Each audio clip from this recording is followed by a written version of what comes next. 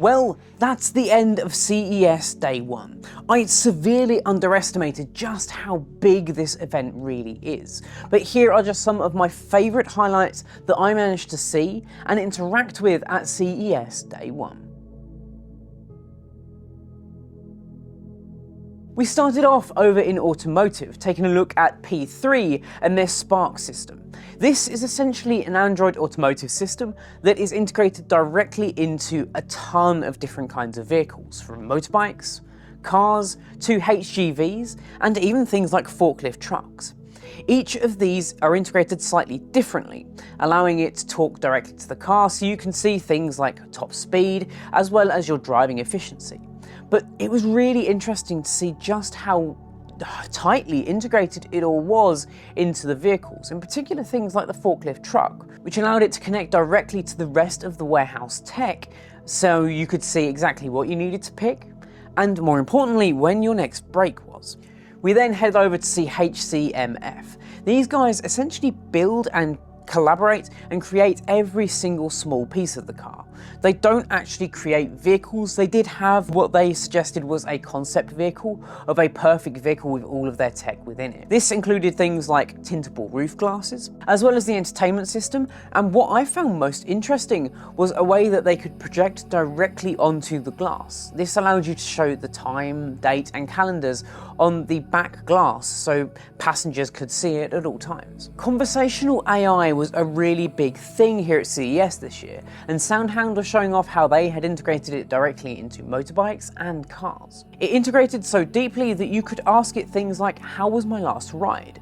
And it would tell you your top speed, as well as how fast you managed to get a 0 to 60, and other important information about how economically you were driving. It also integrated directly into some of SoundHound's other tech, so they run a lot of different drive-through systems, for example McDonald's and Burger King.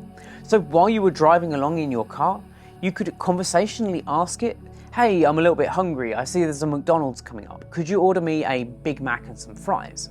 And all the systems would directly talk to each other, allowing you to pick up that order on the go. So this one really interested me. It was from a company called HL, and it was a rear view camera that could basically be mounted to mobility scooters, allowing users to use their smartphone to see behind them at all times. Because whenever you're using these kinds of vehicles, it's very rare that you can look behind you while you're driving. But having this system allowed you to do that. Next up, we headed over to Garmin, where they were showing off some of their golf tech. I'm trying to build up my golf game right now, so a lot of the tech here really interested me. They had full golf simulators, as well as a few other devices like their sensors for your golf clubs, and their watches as well. Zox was showing off their autonomous taxis. These technically aren't cars, but they are fully autonomous driven vehicles. They have specific pickup and drop-off locations in Las Vegas and a few other US locations right now. They were pretty interesting looking vehicles and allowed you to essentially ride share with a few different people at once, just picking up and dropping off. A little bit like how you would pick up and drop off in a bus, or maybe even a monorail. Waymo were here talking about all of their driverless tech as well. Obviously this is coming to London this year. I'm super excited for that launch, and I hear it's all on track and it's going really, really well. Essentially it works in three main ways. The first is someone would drive around with one of their concept cars, and it would learn the roads and would physically understand the world around it. It would then go through trials where there would be somebody driving within the car and be in control at all times, but there would still be some autonomy going on. This is the stage that they're at right now, bringing in a few different influencers as well as media. So recently BBC Click were there and they got to try it out as well. So we're hoping to see in the coming months Waymo properly taking off in London, and I honestly can't wait to give it a try. John Deere were here, and I'm always surprised to see them at these kinds of tech events until I see the kind of tech that they have. Honestly, farming is a pretty big industry and there is a lot of tech behind it, as you can see. After a whistle-stop tour of everything automotive, we ended up taking the Vegas loop over to one of the other convention centers where we got to talk to today's video sponsor, and that is CPS PC Coolers. These guys were showing off some of the coolest, pun intended, coolers and cases that I've ever seen. Many of them had screens integrated directly into them for both water coolers and air coolers. This one's display was curved slightly, allowing you to show off information and animations, including things like your GPU and your CPU temperatures. I was also surprised at just how affordable all of this was. I also did things like power supplies, as well as cases, and even things for data centers. If you do want to check them out, I'll leave a link in the description down below. I was absolutely blown away by some of this tech, and I've actually got some of it here with me that we'll be unboxing and taking a look at in some videos really soon, so get subscribed if you want to see that. Blackview were here, and I took a jab at them a few months ago when we went to see them at IFA that they were kind of copycatting the iPhone. Well, they've taken that idea and they've run with it. I saw Pixel copies, I saw Samsung copies. They are blatantly just trying to look like all of these other brands. There were a few interesting ideas that they had on the stand, in particular this one with the dot matrix display on the back, but honestly there really wasn't much to write home about with Blackview this year. Dario were here showing off some of their keyboards, and honestly these keyboards were some of the coolest that I've ever seen. A lot of them were modular and allowed you to completely change certain aspects of the keyboard. For example, this guy, which could just have a row of function keys at the top, or you could replace that altogether with something like this Pixel display. I really like this kind of customizing, and they were actually more affordable than you would expect, coming in at around the $60 to $100 mark. Your eyes are not deceiving you. This is not the Insta360, this is Panox 360. They are very similar in terms of a 360 camera. They do both 4K, 5.8K and 8K cameras. But instead of catering to the creator market, these guys are catering to the everyday market, the mums and dads of the world. They make it super easy to be able to review your footage back through AR glasses, or even casting directly to a TV through their dock, allowing you to watch it back and even reframe by simply just looking or using the controllers. It really was quite impressive just how simple they'd made it.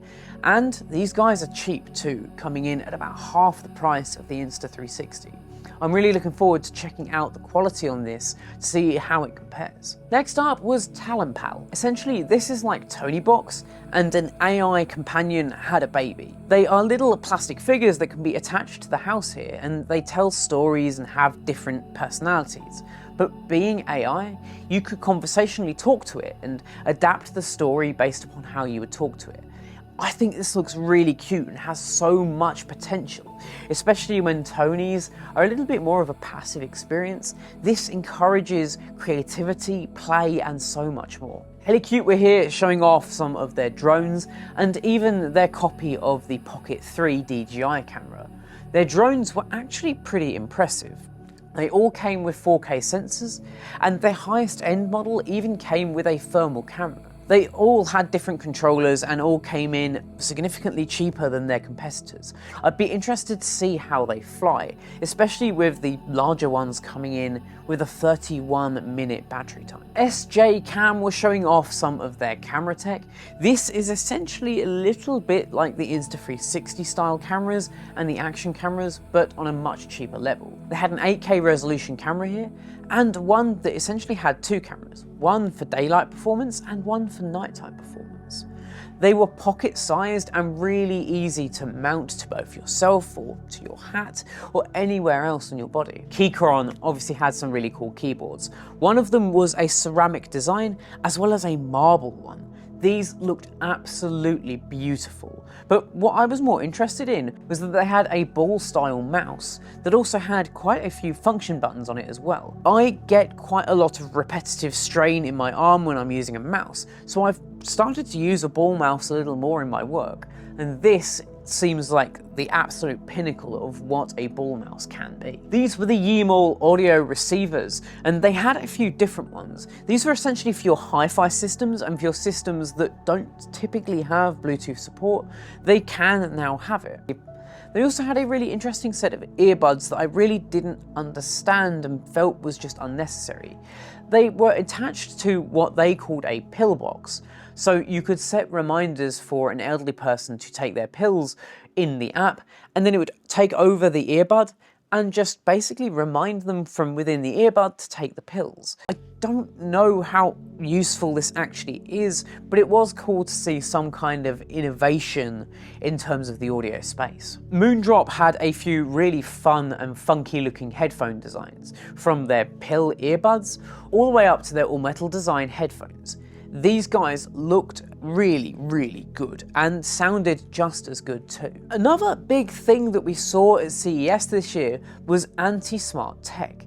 And Awake Camera had a really cool idea for that. Essentially, this is an 8 megapixel camera that acts a little bit like a disposable camera. You have 32 photos, that's it. There's no electronic viewfinder, no focusing. You simply snap the picture and it saves, that's it. It's looking to retail for about $80, and once you've taken your 24 photos, they will automatically be printed and sent to you as well. Ohem was showing off some of their gimbals for both smartphones and for DSLRs and larger cameras like the one I'm shooting on now. They all had that separate tracking module, allowing you to do an OK signal and it to start tracking you around the space. It's definitely unique and something that I really want to try out, especially because they also had this rail that the camera could run along, and that would make B-roll shots so much more dynamic and easy to shoot. MCon was showing off the GoPlay. This is a wireless Bluetooth games controller that connects to your phone via MagSafe. They do also include a magnet in the box if you've got an Android phone, but in essence it's a games controller that can just be snapped at any point, and then you can start to play all of your retro games or your games that support controllers directly from this. It can be detached altogether as well and docked for a more console-like game experience. I loved what they had here with the main model, but they've also got a Slim and a Pro model coming. That Slim model was razor slim and a lot cheaper than its main model as well. Lastly, Mini's forum was showing off just some of the stuff that they've got coming out this year, including their brand new gaming PCs that looked visually striking. You can definitely see where they got their design cues from. This looks like a PS5, but I'm really not mad at it because I think it is just a great design. They've essentially updated all of their range with the latest Intel and AMD chips, and they've also got this really interesting ARM-based system which could run 2 different instances of Android at once. So there we have it, guys. That is just a few pieces of tech that I saw at CES Day 1. It is mind-blowing just how much there is here, and this is just the first day. There's still 4 more days of this to go. So if you're loving this kind of content, why don't you get subscribed down below and let me know what you want me to check out, because I can certainly give it a go. Anyway, my name's been Robert, this has been Bite Size Clue, and I will catch you in the next one. Adios.